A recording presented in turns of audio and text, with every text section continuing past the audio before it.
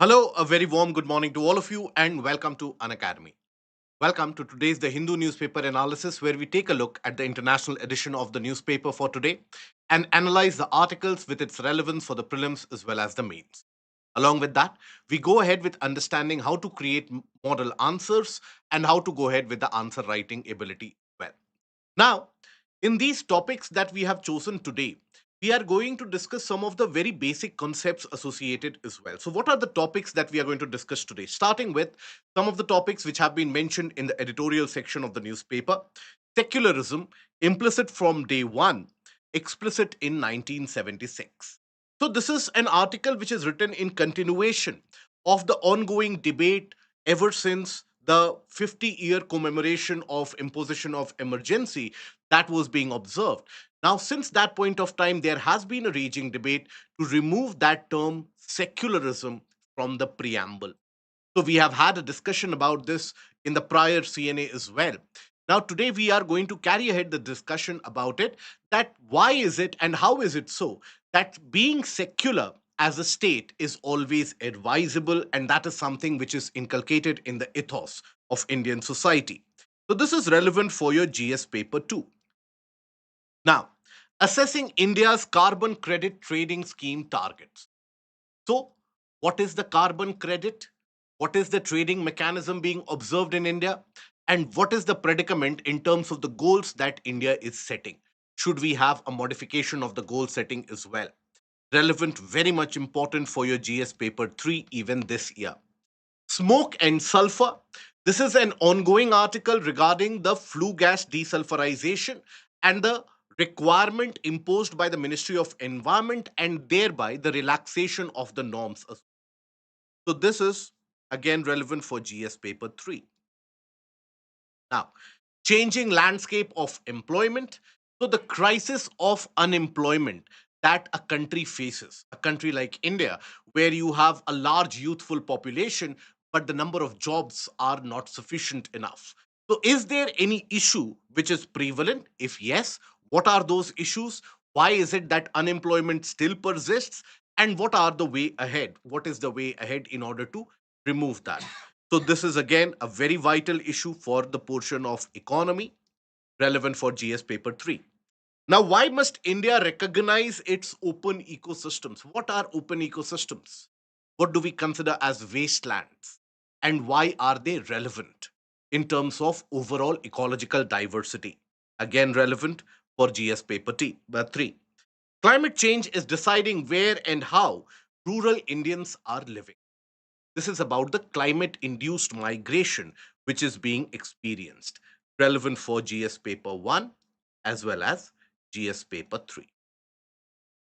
Then a couple of articles which will be discussed in a shorter manner for the prelims perspective, including a military exercise being held in Australia and the aspect of dedicated freight corridors. But when we are going to discuss dedicated freight corridors, we are also going to discuss it in slightly greater detail about what is the relevance of those freight corridors as well.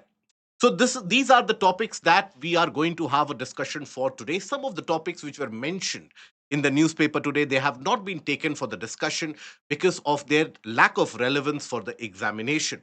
For example, when we talk about the aspect of the re-registration of roles or re-verification of roles in the Bihar upcoming Bihar election.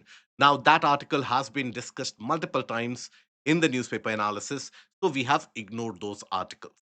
Now, having said that, let us go ahead and carry ahead the comprehensive discussion for these articles. But before we do that, an important announcement for all of you who are interested to pursue the preparation for the examination in order to lay the strong foundation for the general studies, including the coverage of CSAT in a comprehensive manner, one-to-one mentorship, dedicated doubt clearing sessions, and live sessions by the top educators of the country. We have come up with the offer price of 17,999 plus a 12-month free extension. Use the code IES English and avail additional discounts on top of it. July, as we have already said in another video, is the appropriate time where at max and in finality you should begin the preparation for the examination for next year. Now, having said that, let us start the discussion for the first article. Secularism, implicit from day one, explicit in 1976. First of all, important to understand the context in which the article has been written. In the past month, there have been 2 to 3 articles which have appeared in the editorial section of the newspaper, which have flown across the similar line. Now, why are these articles appearing up, and what is the idea behind it? So, the context is that we have commemorated 50 years since the imposition of emergency, which is considered to be one of the blots and the dark phases in Indian democracy. But then, after the imposition of emergency, there was the imposition, or there was basically the 42nd Amendment to the Constitution, 1976. The 42nd Amendment to the Constitution, 1976. Now, under this amendment, you had basically the term secularism and socialism, which were added to the preamble.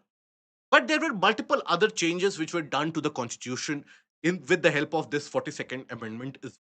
Now, many of those changes were eventually reverted as a consequence of the 44th Amendment to the Constitution when the government at the center changed and various checks and balances were brought into effect. But then, the socialism and secular, the word secular, which was imbibed in the preamble, that was left as it is. Now, hereby, there has been a clamor call which has been going on for certain years now that the word secular in Indian constitution, that is an anomaly. And we as a country should move in a certain way when it comes to religious identity. There have been calls from various parts of the country and the society that we are a part of that should India be declared as a Hindu Rashtra, or should India be declared as a Hindutva nation? Now, this is very much coming from the society that we all are a part of. Now, it is in this context and in this discussion that you will find these series of articles being written. Now, what this article talks about is the fact that when you use the term secular, you have to understand that being secular is always ideal for the nation. While many of the political thinkers, the social thinkers, talk about socialism and secularism, secularism in particular, as an 18th century and a 19th century modern concept.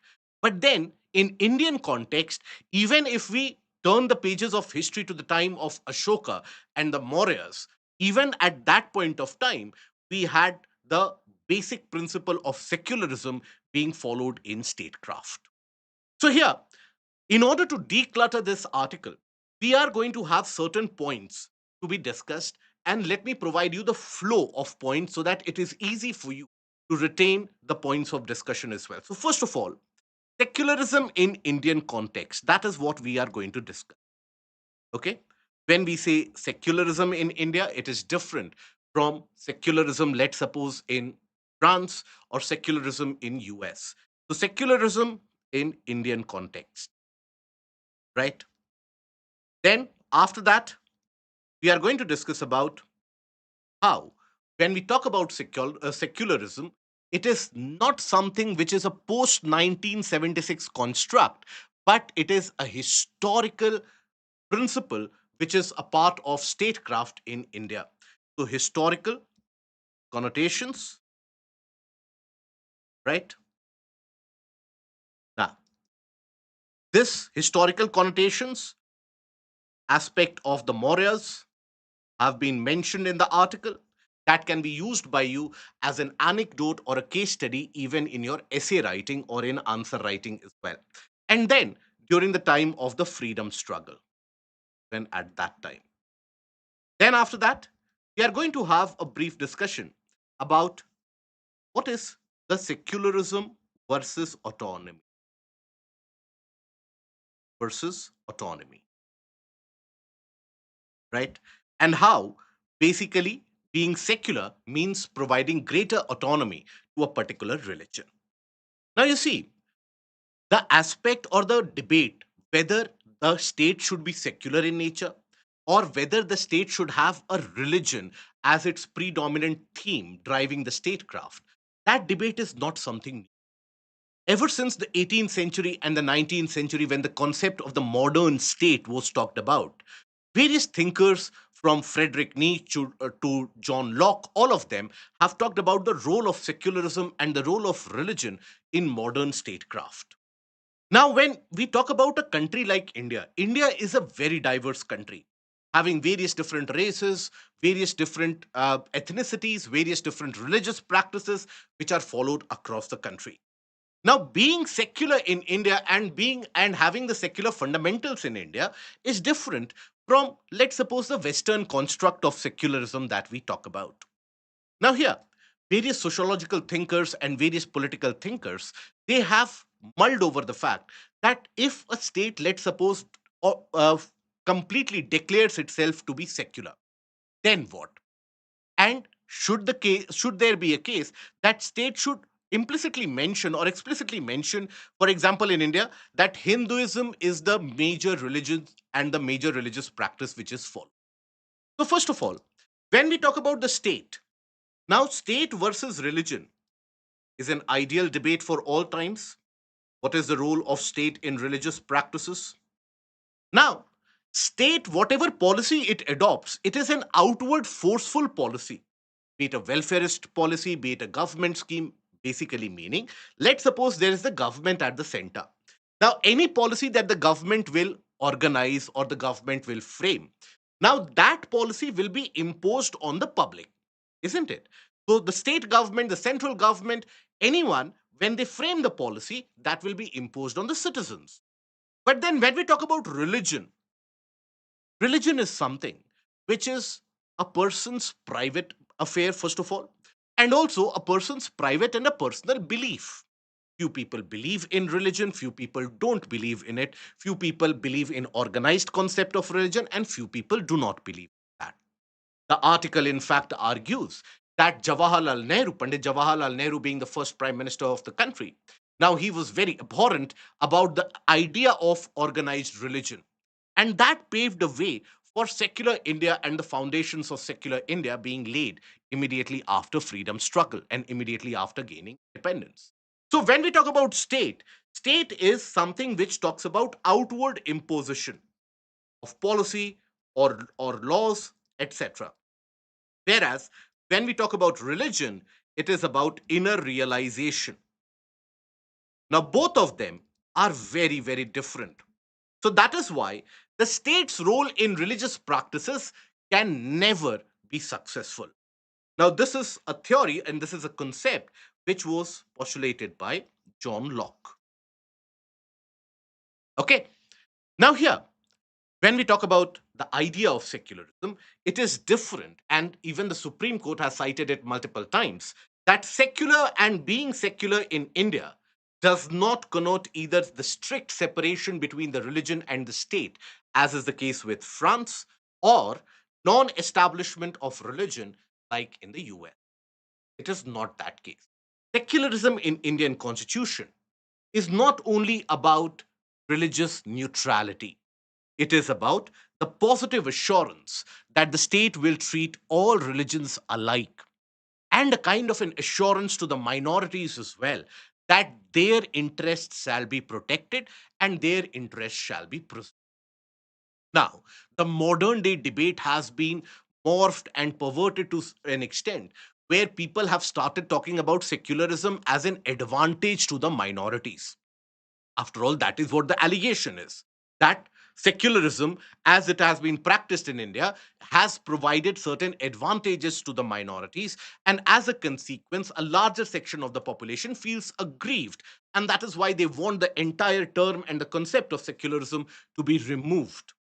But here also, we have to understand that political opportunism, which has been utilized in the name of secular character, that is very different from the state being secular in nature. If, let's suppose, and this is very much within the precinct of the article itself, if we discuss within the precinct of the article talks about it, that let's suppose the state becomes very religious or has an official religion that the state follows. Then what? The state will start issuing religious diktats. The religious policies will be framed by the state. Now, even if you are, let's suppose an Indian state becomes a Hindu state for that matter, or becomes an official propagator of Hinduism for that matter. Now, in that case, what will happen? The state will form the religious tenets of Hinduism. So, in that manner, when we talk about Hinduism or even the majoritarian religion in India, it is not a monolith. From north to south, from east to west, Hinduism has got very multifarious different forms and the multifarious different beliefs and cultural identities. So, if the state starts imposing these religious ideas and religious practices from top to bottom, that again will destroy the very fabric of religious autonomy. Now, the argument that secularism has been imposed on us only as a consequence of 1976 amendment, that is also flawed. Because when we talk about the secular idea, means respecting all religions equally, providing equal platform to all religions, and so on. Now, these secular ideas have prevailed in our society for a long period of time. And the article argues that even if we take a look at the rock edicts by Ashoka, now think about it, something which was done almost 2200 to 2300 years ago. Now, even if we take a look at the rock edicts of Ashoka, now Ashoka's rock edicts talk about statecraft. How is it that a king should govern the region? Isn't it? So that is what Ashoka's edicts talk about. Now, in that aspect of statecraft, Rock Edict 7 talks about the fact that all religions should reside everywhere, for all of them desire of self control and purity of heart. Now, all religions can reside everywhere. That in itself is the aspect of freedom of religion. Also, Rock Edict 12 prohibited the glorification of one's religion and condemnation of others' religion. That is, if I am belonging to a certain religious group, I do not have to glorify my own religious group at the verge or at the cost of indemnifying or condemning some other religious practice. Now, isn't that the major problem that we are facing in the society today? We face that similar problem in our society in the form of hate speech. The hate speeches that we come across left, right, and center from almost every different corners, not only a particular section of the society. Now, that hate speech is what? That my religion is better, your religion is not good. Now, think about it. Ashoka's edicts have talked about it thousands of years ago. And it is in the modern statecraft where we are mulling over the idea whether it is correct or not correct. Now, Ashoka's Dhamma was not religion, but principles of governance. Again, when it comes to the outward policy, what we discussed here, state, the outward policy, that is governance. And the state has got the implicit duty to exhibit welfareism, betterment for all. So, in that context, secularism is the idea that cannot be ignored. But even the learnings from our freedom struggle. Now, we know that our constitution is very much a construct of our experiences during the freedom struggle. Now, during the freedom struggle, you had the Motilal Nehru Committee. Now, they had got some idea or some concept of the initial constitution framed way back in 1928. And we know that our constitution does imbibe and take in certain principles from this committee's report in 1928. Now, in 1928, what did the Motilal Nehru Committee talk about? It talked about the fact that there shall be no state religion for the Commonwealth of India or any province in the Commonwealth. No state religion. Nor shall the state either directly or indirectly endow any religion or give any preference or impose any disability on the account of religious belief. No discrimination based on religion. Isn't that something that even today, Article 15 of our Constitution, Article 15, 16, etc., they talk about it? So think about it. This basically punctures the entire idea that secularism is an outcome of the 42nd Amendment to the Constitution 1976. Secularism as an idea prevailed in Indian mindset way earlier and even prior to the independence and the freedom that we gained. But even when we talk about the Karachi resolution of Indian National Congress, now there also some of the blueprints from that was imbibed in the constitution. There also it was mentioned state shall mention or state shall maintain neutrality in regard to religions. The article, in fact, goes ahead and argues that even when we talk about the preliminary constitution or the Hindu Mahasabha's draft constitution, which was framed in 1944 with Veer Savarkar's blessing, now even that draft constitution talked about secularism in the concept that there shall be no state religion either for the center. So there are enough historical anecdotes to indicate that the principle of secularism has been predating the 42nd Amendment and even predating the or independence. Now, when we talk about being secular, now as a state, whenever we talk about any state, state here meaning nation, any country. Now, the prime job of a state or a nation is what? Welfare of citizens, isn't it? Welfare of citizens, when we talk about, as in, why do we elect a government? Why do we choose a government? We elect a government so that we can get better education, better healthcare, better public facilities such as roads, electricity, drinking water supply, etc. Isn't it? So the state's basic idea is civil welfareism. Again, the concept driven from the principles of John Locke. So civil welfareism. That is the role of the state. Now, if the state starts taking the role of the governance of religion, right? That is, if the state becomes theocratic. What do we mean by theocratic state? Theocratic basically means where you are following a particular religious practice or a particular, let's suppose the religious diktat mentioned in a book or a text, something like that. So your entire governance measures is dependent upon whatever is mentioned in that religious text. So if, let's suppose, the state were to become theocratic in any wildest of the imaginations, what would the situation look like? For that, we don't have to search in many places. We just have to take a look at the medieval history of the world. Now, during the Middle Ages, in the name of Islam or in the name of, let's suppose, Sharia, many of the various different states, they assume that from Mahmud Ghazni to various different rulers, and they called themselves caliphs or the rulers of the world. Now, when they adopted Islam as the state religion, in that case, what did they do? They started framing religious diktats that everyone who wants to be a pure individual, they have to follow certain tenets. Many of the times, they started reframing the Sharia laws as well. So that ended up creating a kind of a dichotomy in the society, that ended up creating a kind of a very religious dogma, or in simple terms, a society which was bounded by very severe lines. And the religious autonomy, that is the freedom to practice my own religion.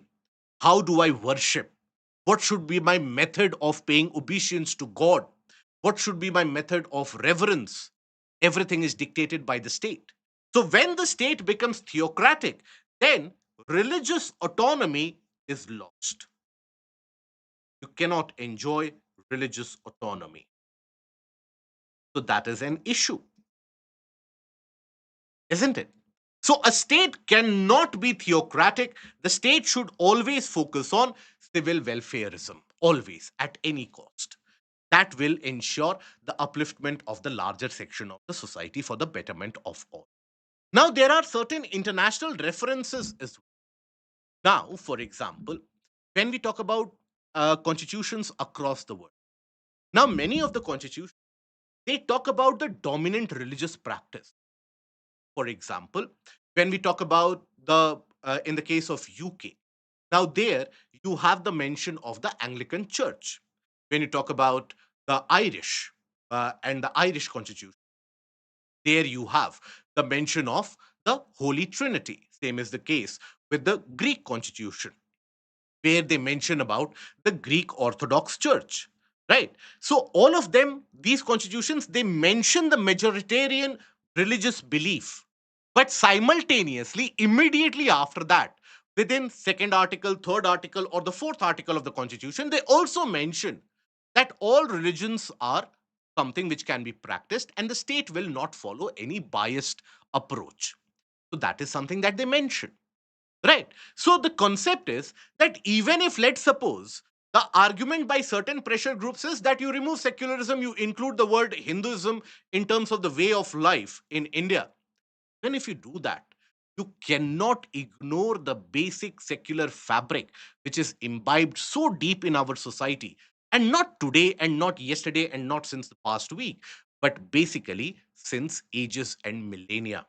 Indian society has been secular, believes in principle of secularism, and that is something which goes ahead. And even in governance standards, when we talk about welfareism and welfare schemes, all of them inherently are secular.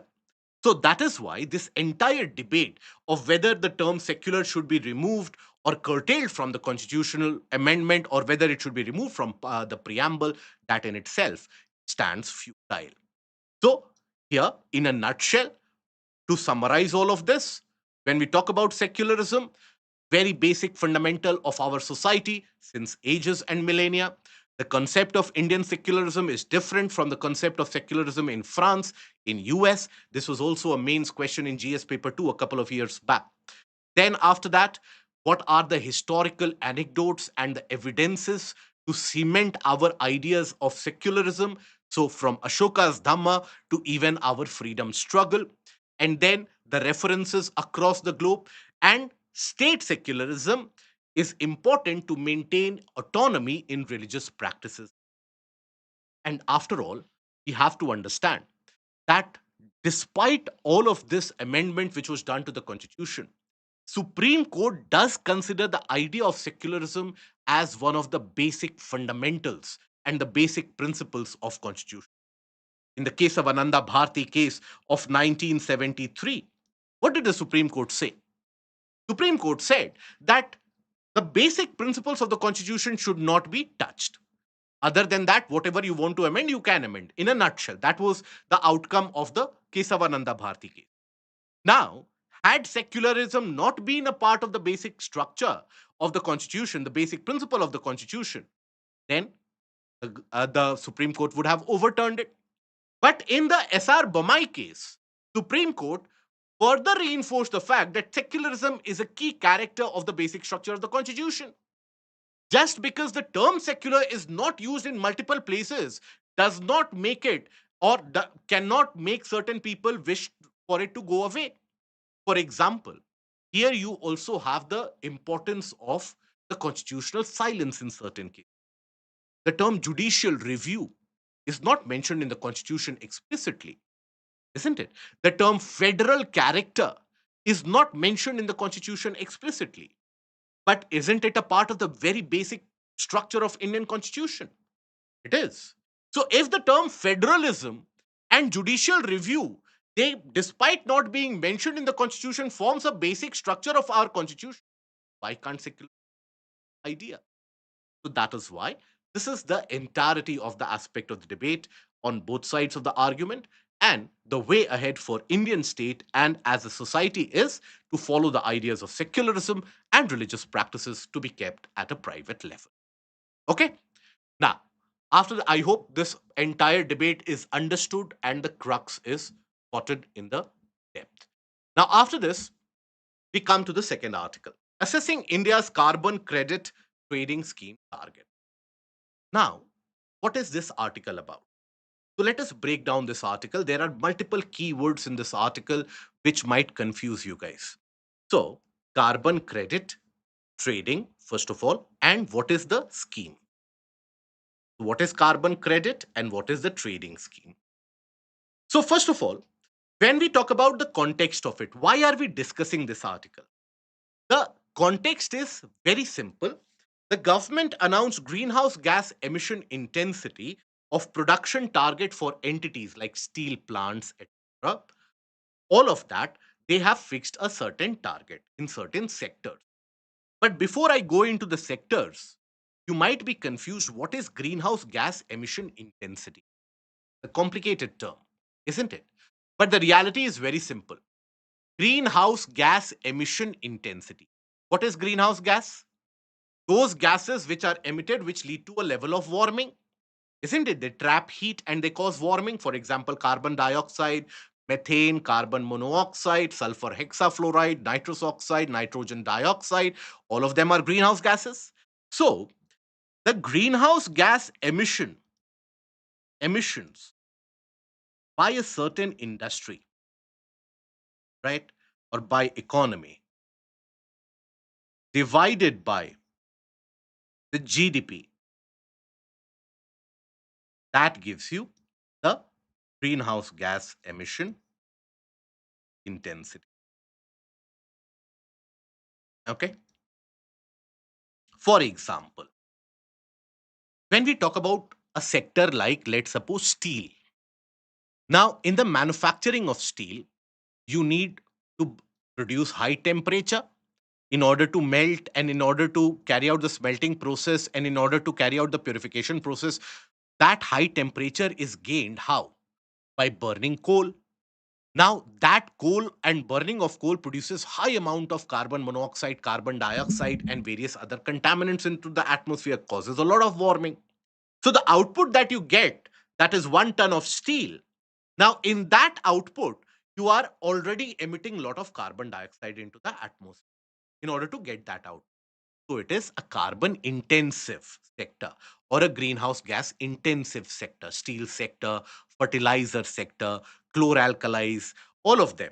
So there has been an imposition of target on aluminium, cement, paper and pulp, chloralkali, iron and steel, textile, petrochemicals, and petro refinery.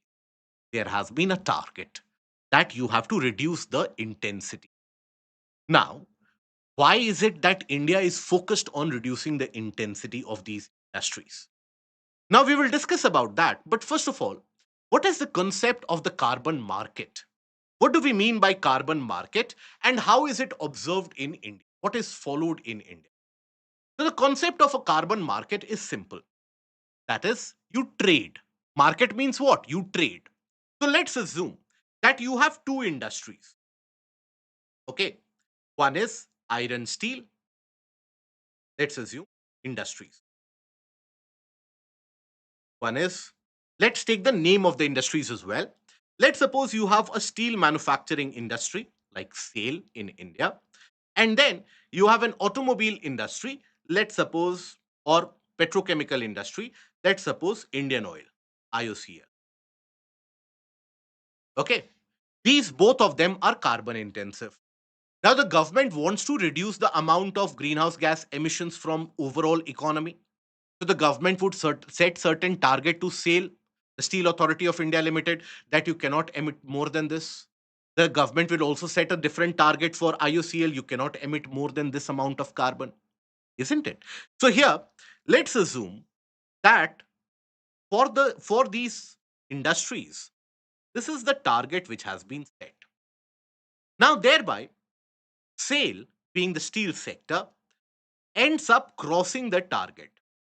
It emits more amount of carbon as compared to what its target was. It has exceeded its target in the terms of tons of carbon dioxide emission or carbon dioxide equivalent emission. So this is the case of SAIL. On the other hand, IOCL had also been set a target, but IOCL ends up overachieving. That this was the targeted emission. IOCL has emitted only this. So it has got certain savings, isn't it? Savings of emission, savings of emissions, right?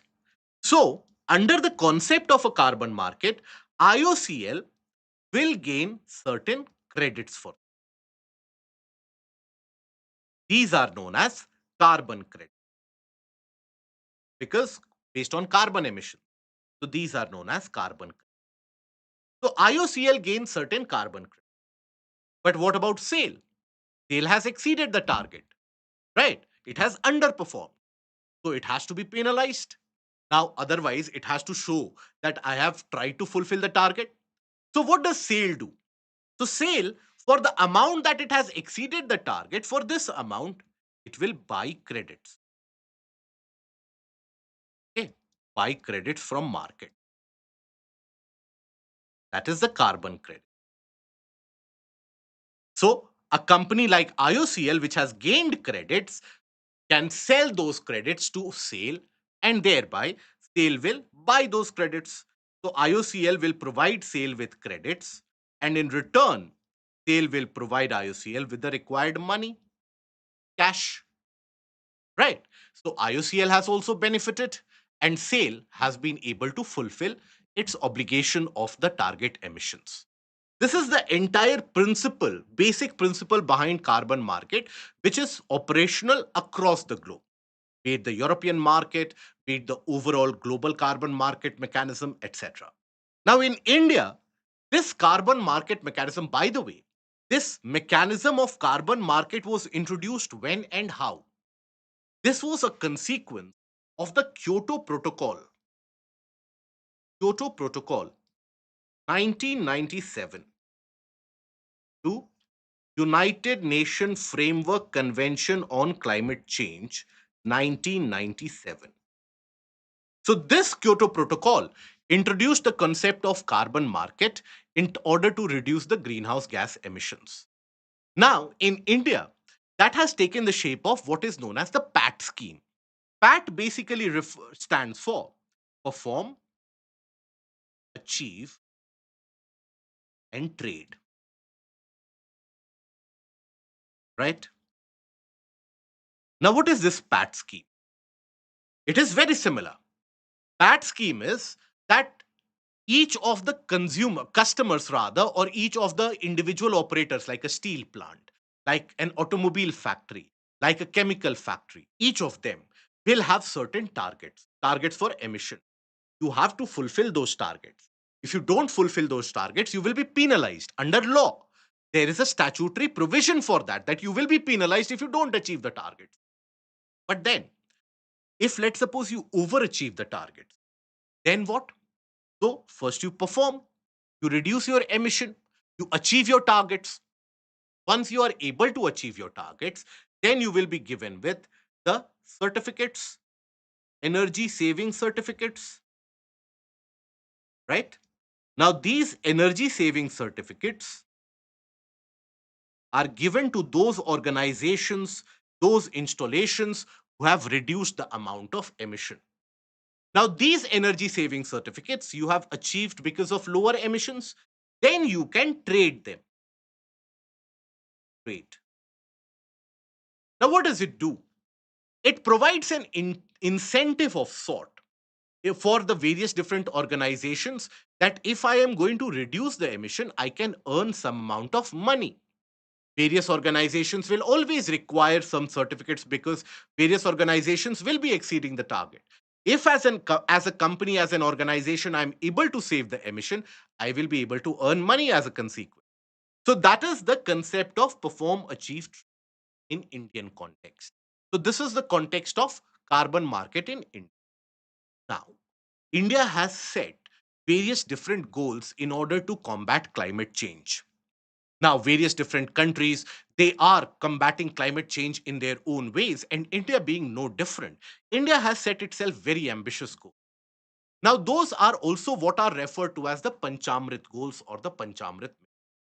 So, as a part of India's goals, when we talk about India's role, now India is one of the largest emitters of greenhouse gases across the globe. Right? If you consider at a level of an individual country, we can very well be termed as the third largest contributor to greenhouse gases emission across the world. So we have large emissions, right? Emission source. So when we have a large emission source, our role becomes important. And that is why in 2021, in the Conference of Parties number 26, which was held in Glasgow in UK. Conference of Parties to what? United Nations Framework Convention on Climate Change. The same UNFCCC that framed the Kyoto Protocol, right? So this was done at Conference of Parties number 3 to United Nations Framework Convention on Climate Change. This was Conference of Parties 26. It was in this Conference of Parties that all the various different countries, they were talking about their commitment about what they will do in order to combat climate change. And that is where India basically declared its five goals, what are known as Panchamrit. Panchamrit. So, under those Panchamrit goals, there are various things included. For example, improving or increasing the share of renewable energy in our overall energy mix, achieving the level of net zero by 2070. One of the aspects of the Panchamrit goals was reduce carbon intensity of the economy by over 45% by the year 2030. That is, that for example, let's suppose your GDP, the GDP contribution or the growth in a country, that is dependent on what? That is dependent on various sectors: service sector, manufacturing sector, primary sector, all of them included. Now, many of those sectors which contribute to your GDP, they are emitting lot of carbon dioxide in the process of achieving prosperity or economic output. So that carbon intensity of the GDP should be reduced to less than 45%. That means majority of the contribution to the economic growth should come from non-polluting sources, or rather efficient source of economy. So that is a target that India has set for itself to be achieved by the year 2030. But the debate that has been talked about in the article is, what is the debate or the question in the article? The question is that should we have sector specific target, or should we have an entity specific target? Entity specific, or should we have a sector specific target in terms of carbon intensity, or should we consider the entire economy in order to have a target of reducing emission? Now, this is a discussion and this is a point of debate. So, when we talk about, let's suppose, entity specific, what is the meaning of entity specific? Entity means individual organization. So, an organization like SAIL, should we consider giving targets to SAIL also that reduce your emission by this much? Should we give another target to Jindal Steel as well? That, okay, you are also in steel sector, but you are different from SAIL. So, this is your target. Should we, like that, frame targets for everyone? Or should we target sector, that the steel sector has to reduce emissions by this much? How you do it, I don't know, but you have to reduce your emission. Or should we consider the entire economy, that entire economy's emission should come down? So here, understand the problem and the aspect of each one of them. Let's suppose you provide an entity specific target. For example, let's suppose you give a different target to SAIL, you give a different target to Jindal Steel, you give a different target to Tata Steel, and so on. Right? Now, what will that mean? SAIL has to develop an intensive or a rather efficient emission mechanism. Jindal Steel will have to develop its own separate emission mechanism. Now, that will involve a lot of cost, isn't it? Steel sector already is in the doldrums because of increased amount of steel dumping from China. So steel sector, which is already not performing very well, if you impose this additional cost on steel, that would lead to closure of many of the plants. And not only in the steel sector, but this entity based can be very debilitating or can be very punishing for certain individual industries. So this is involving heavy cost, right? Heavy cost involved. Now, sector specific, steel sector separately. Now, if you treat the sector separately, then what about the well performing sectors? You won't be able to capitalize on the well performing sectors. So, that is why the argument is you should consider the entire economy in order to reduce the emission, not restrict yourself to a certain section only, the entire economic paradigm. So that, let's suppose, if within the services sector some sector is doing good, within the manufacturing sector some sector is not doing very good, you can basically interchange the credit, you can exchange the credits, right? So like that, you have to go for a broader economic based spectrum. So that is the major idea, that rather than focusing on entity, go ahead for economy. Now, this is where, if you take a look at the context of the article again, where individual targets have been set for the various 8 sectors, that in itself belies the larger aim of reducing the emission intensity from a country like India. Now, analysis of the performance, achieve, and trade, the PAT cycle of 2012 to 2014, what did that indicate? Indicated that in some sectors, like paper, chloralkali, etc., energy intensity rose. That means the emissions increased, or rather, the emission efficiency was not very good. Okay, emission efficiency was very poor. Now, in other sectors like aluminium, cement, etc., it fell. But overall, after adjusting the output and inflation, energy used per unit of economic output declined, showing aggregate efficiency. So that means what? Individual sectors might not be performing well. But if you consider all of them together, economy is doing better. That is, overall, across the economic paradigm, we have managed to reduce the emission. So that again fulfills the same argument that target the some sectors might not be doing very well right now. Other sectors might be doing better in terms of managing their emissions. So both of them have to counteract each other.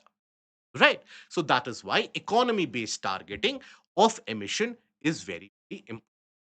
Now, when we talk about, let's suppose, the future prediction, and this is where the argument is based upon the research papers that India's economy wise, entire economy's carbon intensity is projected to decline by 3.4% annually between 2025 and 2030. In terms of manufacturing sector, emission intensity in terms of the value added is expected to decline by 2.5% annually. Now, this is nowhere close to being adequate. What our requirements are as an economy, as a country, what our commitments are as a country, that we need to reduce the emission by around 45%, and emission intensity to around 45% by 2030, we won't be able to fulfill that target based upon this progress, right? So we need to accelerate the reduction of energy emission or emission intensity. Okay, so that is why the focus of the government should be that overall economy to be targeted and how to reduce the. Okay, I hope this is understood. Now let us take a look at the practice question. What is meant by perform achieve trade in the context of the carbon market?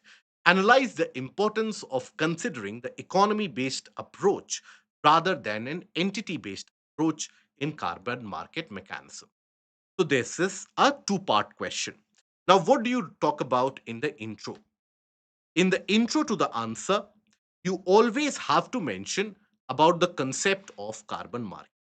What is carbon market? Right? Talk about how it was introduced in world as an outcome of Kyoto Protocol. You do mention Kyoto Protocol and UNFCCC. That will add authenticity to your answer. So that is very much to be part of your intro itself. After that, what is perform achieve trade? That is what will come in the portion of the body. What is PAT? Okay. Perform achieve trade. Right. Now give the analogy or a kind of a graphical representation. Always ideal to indicate a graphical representation in the image or in the answer. Right. Now after that, what is the economy based approach? What is it? So economy based approach, and what is the entity based approach? So types of approaches that we mentioned, that you mention, types of approaches. Then after that, you also talk about that what is the benefit of economy based approach and what is the disadvantage of entity based approach.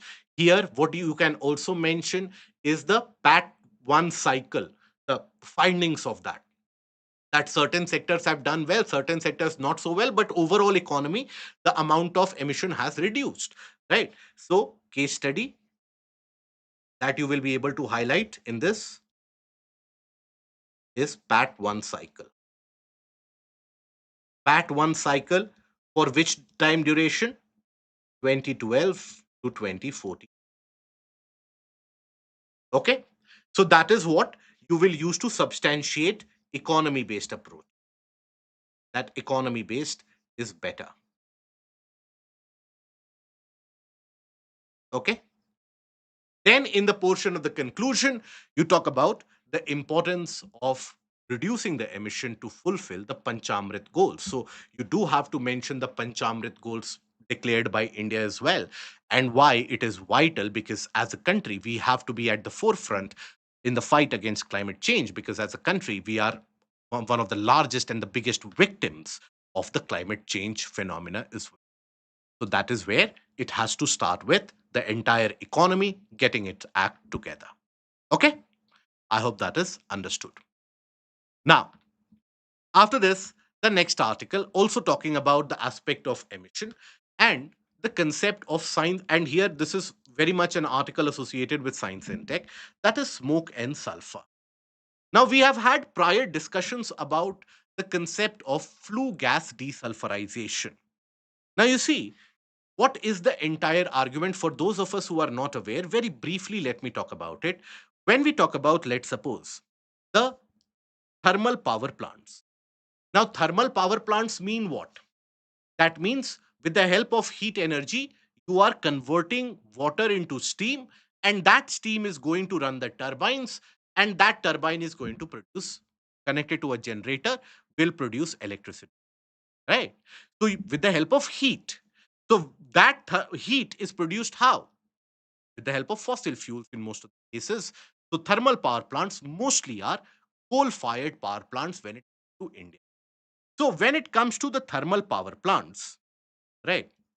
Now, these power plants, in order to generate heat, in order to provide heat as an output, they end up burning a lot of fuel, right? So, that is where coal combustion is one of those mediums in order to achieve heat.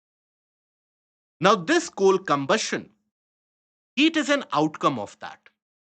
But simultaneously, in order to produce heat, when you burn coal, you produce a lot of waste gases, sulfates, nitrates, carbon dioxide, carbon monoxide, etc.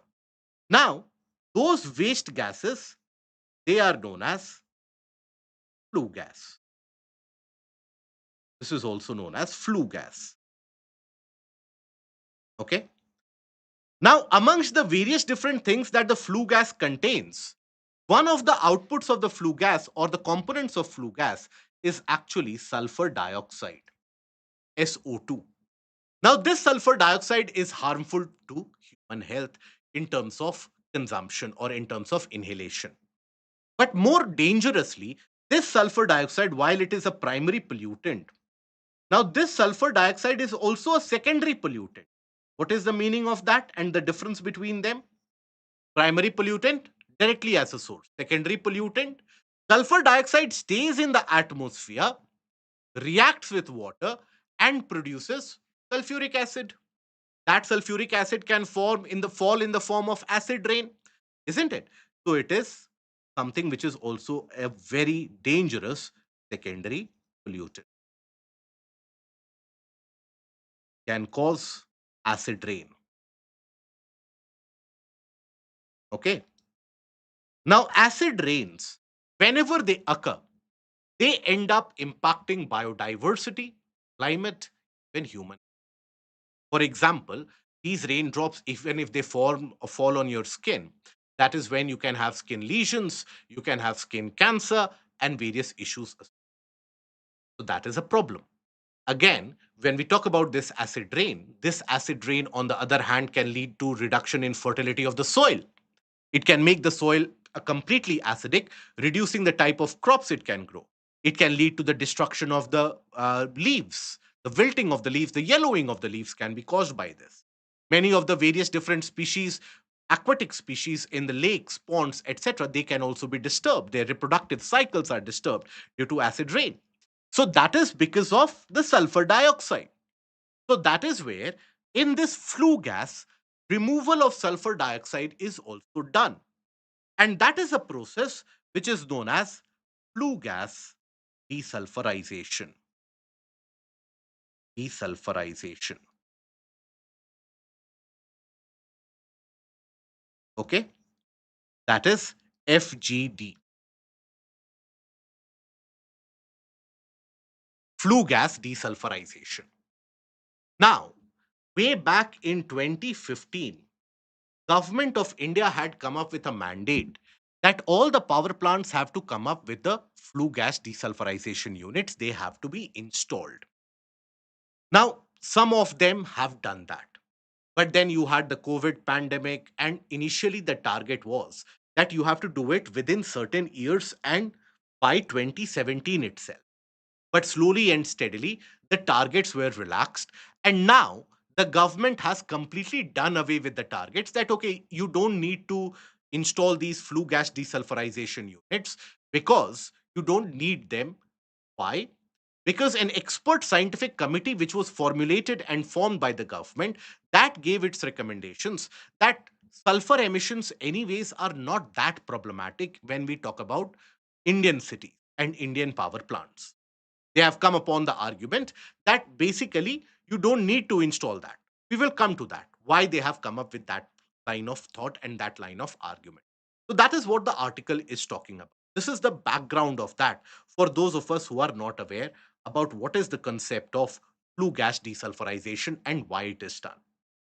But basically, you have to understand here that when we talk about the installation of these FGD units,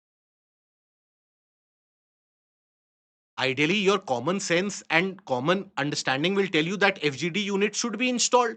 What is the problem? Why isn't it that the organizations are not installing it? There are certain reasons why the various energy producing organizations, power plant operators, they are reluctant to install it. So the issues are basically the lack of enough number of domestic vendors, suppliers, manufacturers. They are not present. So, as a consequence, cost is high when you don't have enough vendors, cost is high, but also the supply time is also very high. For example, for installation of a flue gas desulfurization for 1 megawatt, it can take 1,000 crore and more. So you can imagine for installation across 97 mega or so many thousands of gigawatts that we have, we basically require, or thousands of megawatts rather, that we have, we will require an additional expenditure to the tune of 97,000 crores, which is huge. 97,000 crores, asking the industry to invest this much. Why would the industry invest this? After all, the cost that you are paying for your electricity bill, as a consumer, will you be okay if your electricity bill that cost increases? No. So, as a consumer, I don't want my electricity bill to increase. As a consumer, I want complete and reliable electricity. And I also want the companies to invest additional 97,000 crores. Now, can both of them go hand in hand? Now, most of you will say the solution is the government should give them the money. But where will the government come up with this much amount of money? Right? So, here, the cost of electricity will increase if that is installed. Now, that is a very unpopular decision in the present times. We have seen that there was a nationwide bandh which was called based on the fact that the railways decided to hike the prices for 1 kilometer by 1 paise, not 1 rupees, 1 paise. That invoked a nationwide bandh call. Now, imagine what will happen if the cost of electricity across the country is increased. So, this is one of the issues why the companies are reluctant to install them. But the other issue is based upon the recommendations. What are the recommendations? Recommendations which were made to the government by the scientific panel, which was framed. The recommendations are that look, when we take a look at Indian coal, thermal power plant basically in India is mostly dependent on coal. So Indian coal has got low sulfur content, a high ash content, low sulfur content. Now, when Indian coal has got low sulfur content, that basically means the scientific committee tells us that the emission of sulfur dioxide is very less. It is not very high. It is very manageable. And at the same time, it also talks about that sulfur dioxide, many of the times, SO2 forms aerosols, tiny aerosols, tiny particles which can float in the sky, tiny aerosols. And these aerosols reflect solar light, solar heat, and that can cause cooling. So that is again desirable, isn't it? So the argument is that they can cause cooling. So it is not much of a problem. So why to invest this additional amount of money in something that the people won't also be happy? So let us go ahead with the kind of power plants that we have. So there has been a new normal or a new kind of regulation which has been passed on by the government, which talks about the fact that look, only in those centers where you have 10 million plus population, if you have a power plant in that region, then you install these FGD units. Otherwise, you don't need to install these FGD units. The article argues that regardless of wherever the power plant is, you have to install and you should install the FGD. Why? Increase the price of electricity. And furthermore, the article argues that rather than going for a complete U turn in terms of policy, that earlier you had set a target of 2017 and in 2025 you say that it is not required at all.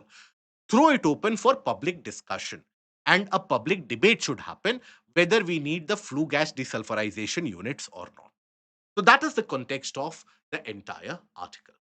Now, coming on to the next one, the changing landscape of now, as a country, employment and rather unemployment is a major issue and a problem that we all are dealing with. Now, we have a very large population base, particularly of youthful population. Now, 65% of our population is below the age of 35 years in the working age group. Every year, millions of people or millions of uh, particularly individuals in the age group of 18 to 25, they enter into the working age group. And if they don't get adequate employment, again, that impacts the economy, that impacts the society. So we have the changing landscape of employment, and that has imposed the crisis of unemployment. As per India Employment Report, youth accounts for 83% of India's unemployed population.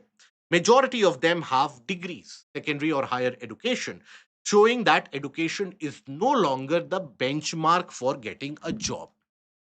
Earlier, in the 60s, 70s, you used to have the case that someone who has done class 12th, that would be adequate to get a job. Or someone who has done even matriculation or has gotten basic degrees, that is enough for graduation. Yesterday, you had Kumar Mangalam Birla, the chairman of the Birla Group. Now, Kumar Mangalam Birla suggested the Indian students to go for dual degree programs to get for more training and more skills. So there's a large gap even in terms of the skills which are given to the individuals, right? So that is why we have a larger issue or the crisis of unemployment. Now, what are the issues behind large and prevalent unemployment that we see? Now, one thing is, which is very important, is that there is over dependence on government jobs, that the government should provide us jobs. Now, nowhere across the world, in terms of the larger economy, do you have the government being able to provide so many jobs. The government has limited capacity, isn't it? So that is why you have over reliance on the over reliance on government, on government jobs. that the government should give so many jobs, etc. But every year you have crores of population and, in fact, lakhs of population entering into the workforce. Where will the government generate some jobs? There are certain low skilled jobs which are available, but then again, slowly and steadily, with the adoption of AI, machine learning, and modern computing systems, many of the manual jobs, they are getting out of the market, isn't it? So advent of AI is also an issue. Advent of AI, for example, various reports have indicated that with the advent of AI, there can be creation of newer jobs, but at the same time, older jobs will no longer be required. For example, think about it. Few years back, in any factory, in any industry, some people would be employed for simple data entry. That you have a receipt on the manual list and you have to enter it into the system. For this data entry, you would have a separate team. Now, if today you are forming your own organization, you don't need that team. That can be managed by AI software system on its own, right? Even on the factory floor for manufacturing process. You earlier used to have so many people on the factory floor, but now machine handles everything. Robotics handles everything. For example, China has made its entire the logistics sector almost im- uh, individual free. It is run by machines and robotics. So AI is going to take away many jobs. And those who are eligible for jobs, they need to show certain higher level of skills. In our condition, in our country, we have the lack of skills. The article argues that more than 75% of the population, as per the various reports, 75%, and listen to this carefully, 75% of the population in the 18 to 25 age group, they don't know how to operate an Excel sheet, how to operate a Word document, how to save a document, how to send a mail. So they are not aware of these, how to attach certain documents. So they don't have an idea about that. So if 75% of that is of the workforce or those eligible to be entering into workforce, that is composed of this population, how will the industry hire them? Right? Or why will the industry rather hire them? So that is why they are not finding any job in the market. Around 60% of the population, they don't have the skills as is required by the job despite getting the degree, because they have gotten the degree just for the sake of the degree. They have not gotten any knowledge or any imparting of skills there. So that is where the major issue in India comes in, that is lack of skills. Okay. Also, this is about those who have finished the degree and are already in the workforce. They are finding themselves irrelevant. Also, many of you would have experienced that what is taught in the educational institutions for today, that is something which was utilized by the industry, let's suppose, 50 years back. For example, even in computer systems, you are reading about programming systems, etc. Even today, if you enter into the engineering college, you will learn about programming systems which were in use 50 years ago, which is of no use today, isn't it? So that is the case with various systems or various different branches of engineering, medicine, and so on. So there's a large gap in terms of what the institutions are teaching and what the industry requires. So that institution industry, there's a complete breakdown. That linkage is not in industry, right? That linkage is not.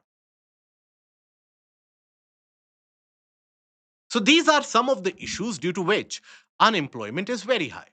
But also, when we take a look at the official figures such as the EPFO data, etc., which talks about, for example, which gives you a data that there has been an uptick in terms of hiring in the past couple of years. Now, EPFO data and so on, they only capture the formal sector. In our country, the major amount of employment is provided by the informal sector. There is a predominance of informal sector. Now, when you find a job in informal sector, you don't get a guaranteed pay scale. You don't get a guaranteed social security. So that is a major issue in terms of the way, in the terms of the living wage, in terms of the standard of living, isn't it? So dominance of informal sector. of that is also leading to the skewing of the data, right? So these are some of the issues. Now, what is the way forward? Important to know the way forward. Strong industry academia collaboration is a must. Even the institutions, the educational institutions, be it the polytechnic institutes, be it the engineering colleges, etc., that you have, placement of the students has to be made a primary criteria. Even the students who are taking admissions, they should ensure that they prefer those institutions which have a guaranteed placement record, or have a good placement record for that matter. So institutions must be accountable for student placement. Now, what will that do? If, let's suppose, a particular engineering college, it is not able to have its students placed in various companies, means what you are teaching the students, that is not relevant for the companies. So you will reframe your courseware in such a way that the students become employable. So that is where from the grassroots it will start changing. Skill development is, and skill upgradation is another important aspect for which we have to concentrate right at the grassroots level, right? Digitization of the medium, etc. So skill based educational reforms right from the school level, for example, the tinkering labs, the innovation labs, are very, very important. Then the global outlook. We have to take a look at the labor force as and country of India as a global supplier of labor. Why should an Indian only look at the job availability in India? For example, when we talk about Western countries are facing labor shortages because of declining population. Now, in many of the Western countries, you will find that Indians, they migrate to perform the low skill jobs of a cab driver, of a restaurant server, or a waiter, and so on. So that is where, if you have the required level of skill, you can replace, and we can be the providers of the workforce in various different parts of the world as well. And that can increase the employment rate. At the same time, we can add some welfareism for the world. Okay. So that is the case of this aspect of unemployment. Okay. Now, the practice question: discuss the reasons for surging unemployment in India and suggest measures to solve the problem. This is the 10 marker question. So, basically, when we talk about, let's suppose, the intro of this, what do you write in the intro? So, in the intro, you have to mention surging unemployment, or you can mention the aspect of demographic dividend, that as a population we have majority of the population in the working age group or in the youthful stage. So as a consequence, we need to provide enough jobs, but ideally advisable that keep that concept of demographic dividend at the conclusion portion, and in the intro portion talk about the requirement of employment. Okay. So this is where you talk about the unemployment as a major issue, unemployment as an issue. Okay. As an issue in our country. Okay. Then in the body portion, discuss the reasons. Do that in a manner of point and subparagraph. Mention the point and write a couple of sentences for that point. Okay. And then eventually way ahead, way forward. All those mention. And in the conclusion, do mention about the case of why it is important as a country to tap into this population or the demographic dividend in order to yield economic benefits. Now, this demographic dividend is expected to stay with our country till almost around 2038 and 2040. After that, we will lose that bulk of youthful population into an aging population. And that is when our economic growth can be stagnating. So we have to utilize this opportunity as urgently and as importantly by going for some grassroots reform. Okay. Now, Chirag, the government's initiative towards facilitating religious practices. isn't hampering secularism. So here, Chirag, the argument in that article of secularism is that as a state policy, right? It is not only about the Tirupati board, for example, but as a state policy. Should you follow secularism? So the answer is always yes. And the argument in the article that is it the term secular in the preamble? Is that only something which is lending a weight of secularism to the Indian constitution?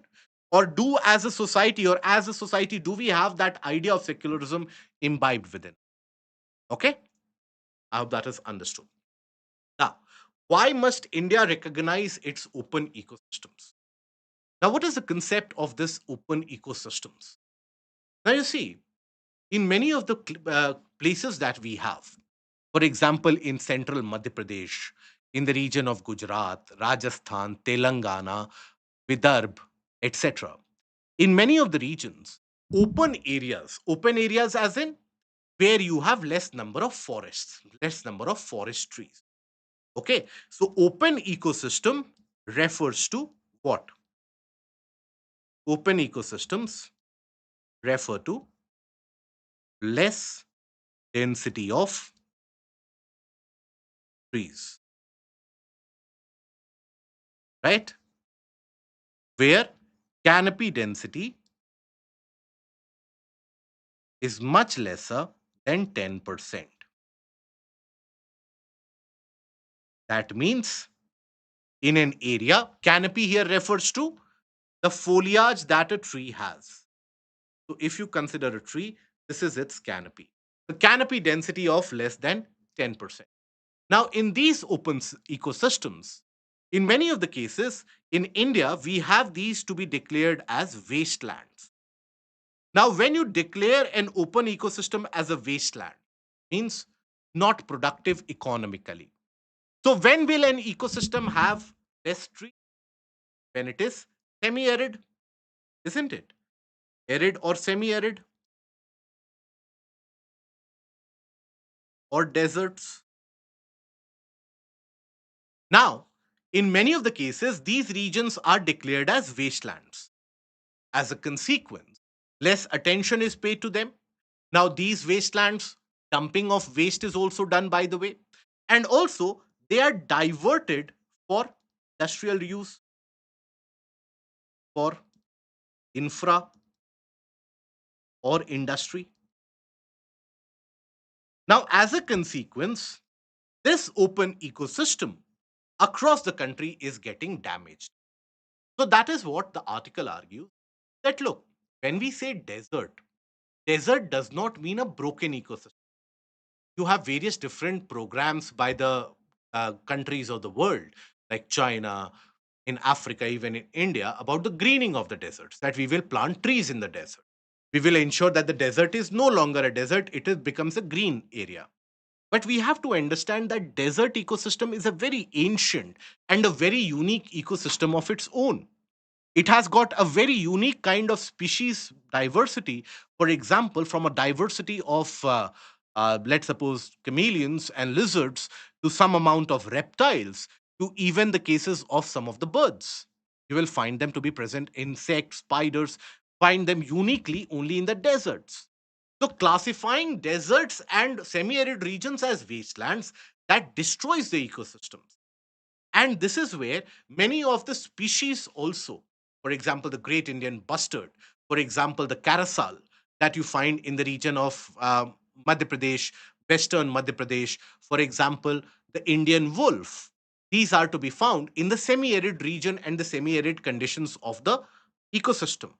So, when you declare an open ecosystem as a wasteland, that wasteland then gets diverted, and this will impact the biodiversity of the region.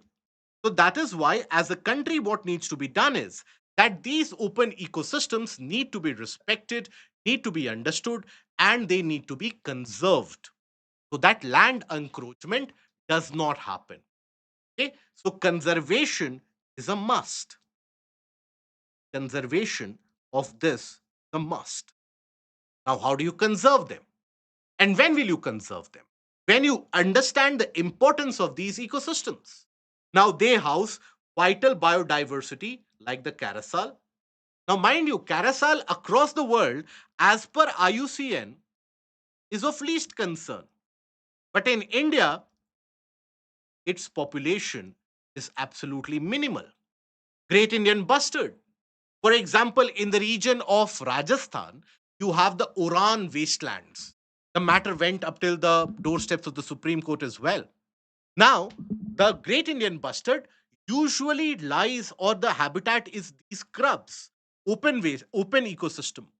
But then the government, as per its policy, they they have basically diverted these Oran lands as industrial usage. Now, this has diminished the habitat for the Great Indian bustard. And this Great Indian bustard, that is why, is critically endangered. Right. So we need to conserve these open ecosystems. If, as a country, we need to ensure ecological diversity and species diversity, open ecosystems are a very vital part of it. They also capture carbon, they help in climate regulation, and more importantly, they maintain the biogeochemical balance across the planet. Okay. Now, then the next article, climate change is deciding where and how rural Indians are living.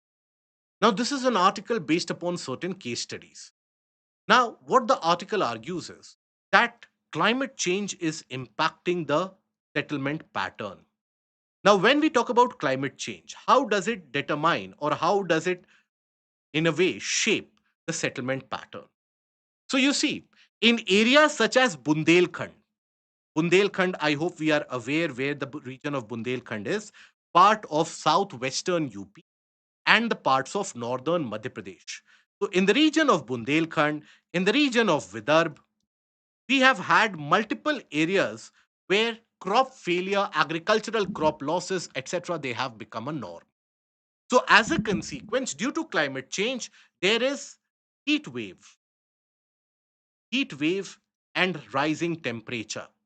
That heat wave and rising temperature does induce a kind of shortage and scarcity of water, and due to which, in these areas, they are predominantly abundant with or incidence of crop failure. Now, crop failure, when it becomes very common, that is when the farm income reduces and the population is forced to migrate into urban areas in order to fulfill their requirements. Right? The population will migrate. So many of the farmers in Bundelkhand, because of the crop failure and because of the loans that they have taken from the money lenders and they are unable to repay them, they actually leave their farmland. They go to the nearby city of Indore, Bhopal, Jaipur, Lucknow, Delhi, Mumbai, Bangalore, and they work as migrant laborers. Same is the case with Vidarbh region as well.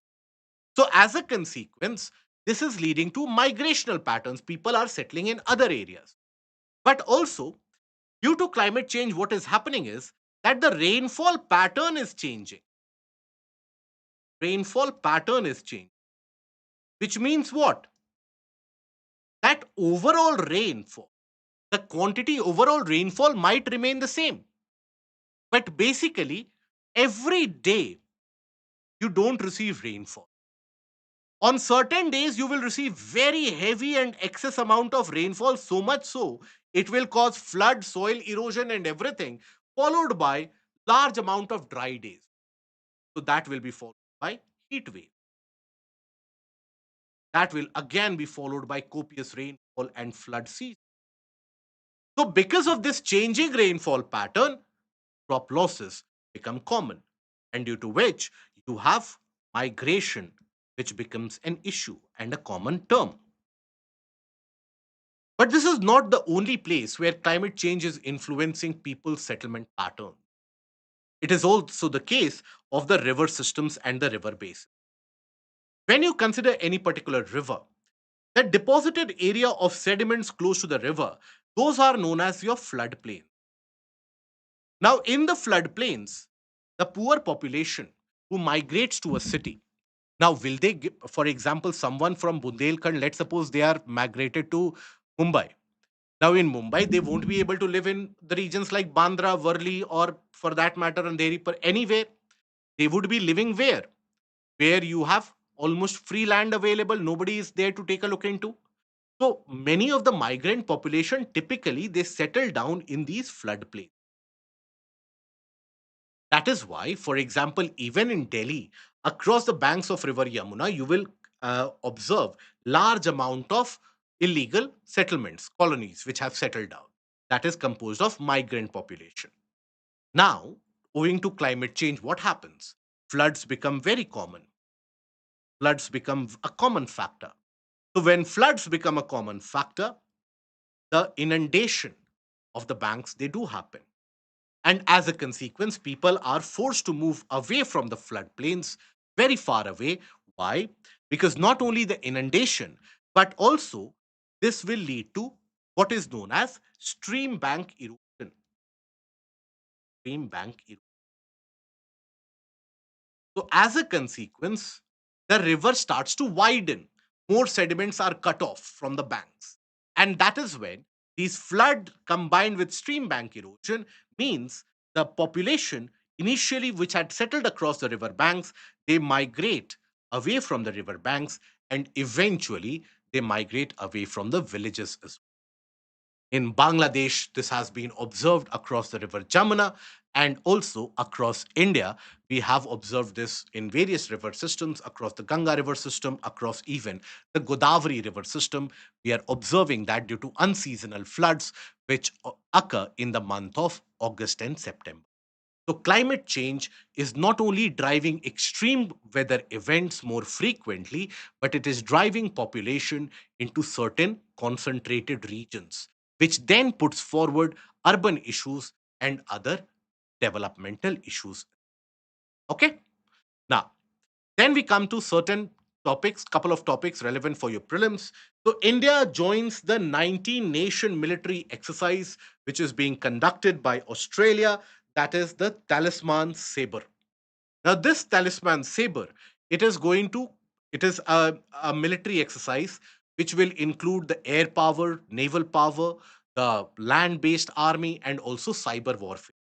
So, all the theaters of warfare, that exercise will be conducted in Australia, where more than 35,000 troops will be deployed in the region of Queensland, the northern territory of the region of Australia. So, you have to, for your prelims, keep a connotation of Talisman Sabre is associated with which particular uh, or which particular country and which particular military exercise.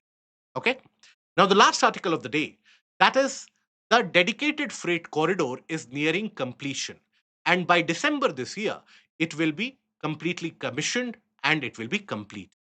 Now, what is a dedicated freight corridor, by the way? So, in general, when you take a look at the railway lines, you have the same passenger vehicles or the passenger trains also moving on the same railway line and the freight train or the goods train also moving on the same railway. As a consequence, the average speed reduces and there is inordinate delay in terms of the rail traffic and the goods movement through the railways. Now, that is why across various parts of the country, dedicated corridor or railway lines only for freight traffic was envisaged almost a couple of decades back. Now, due to large delays in land acquisition, burgeoning land acquisition cost, protest, etc., after that, now the deadline of this has been extended time and time again. And finally, it is said that in 2025, the western and the eastern dedicated freight corridors that will be complete. Now, what will the dedicated freight corridor achieve? Think about it and listen to it very carefully. If you have a dedicated freight corridor, the average speed of your goods train will increase. Presently, the average speed of your goods train is less than 50 kilometer per hour. In many of the busy rail routes, the average speed of the goods train is 25 kilometer per hour. Now, with the operationalization of this freight corridor and the completion of it, that average speed of the goods train can be taken up to 100 kilometer per hour. Now, when the average speed of the goods train will increase, that means what? Your goods and freight will reach its destination much quicker. So, you will be able to serve the market much faster. So, there will be an economic benefit. Also, it will be cheaper to transport your good because you have a separate line for that. You don't have to factor in the congestion aspects. So, your logistics cost will also reduce. then it will become easier for people from various parts of the country to be able to transport their goods, because now they don't have to book certain and separate long queues. Now, it will also improve the passenger experience. For example, presently, many of you would have experienced that you are traveling in train, and at an odd signal, your train stops because other train has to pass, because there is too much amount of pressure on the existing railway network. With the separation of the goods traffic, that railway network will be only utilized for the passenger traffic. And that will mean an increase in the average speed of the passenger vehicles as well, right? So this is the benefit out of it. Now, for your prelims, you also need to understand the aspect of the various freight corridors. You see, you have the Western Freight Corridor from Mumbai all the way till the region of Dadri, right? And then you have the Eastern Freight Corridor from Ludhiana. Till now, it has been completed up till Bihar, but eventually the aim is to complete it up till Dankuni in the region of Kolkata. Then Eastern Coast Dedicated Freight Corridor, which is still in the case of the progress reports, it has not been passed till now. That will connect the coastline, the Utkal coast, right? Basically from Paradeep to the region of Vijayawada and Vishakhapatnam, that will be a separate freight corridor. Now, there's an east to west freight corridor as well from Bhusawal all the way of uh, West Bengal. So, these are some of the various freight corridors. Eastern, that is this one, and eastern, that is the Ludhiana to Dankuni, and the western, that is Mumbai to Delhi, that is nearing completion. Eastern is almost complete. Western will be completed by the month of December. The east coast and the east to west, that will be then taken up with an additional cost of close to around 4 lakh crore. So that brings us to the end of the discussion for the day.